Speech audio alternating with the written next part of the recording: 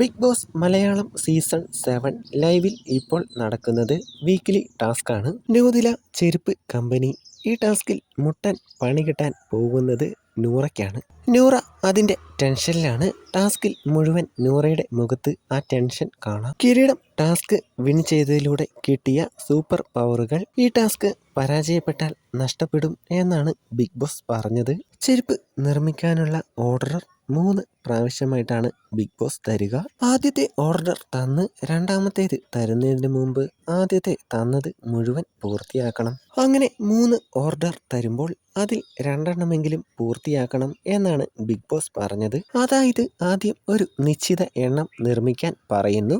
ഒരു നിശ്ചിത സമയത്തേക്ക്, സമയമൊന്നും പറയുന്നില്ല. പിന്നീട് ഒരു നിശ്ചിത സമയം കഴിയുമ്പോൾ രണ്ടാമത് ഇത്ര എണ്ണം നിർമ്മിക്കണം എന്ന് നിർദ്ദേശം വരും. അപ്പോഴേക്കും ആദ്യം പറഞ്ഞ എണ്ണം പൂർത്തി ആയിരിക്കണം. ഇങ്ങനെ 3 തവണയാണ് ഉള്ളത്.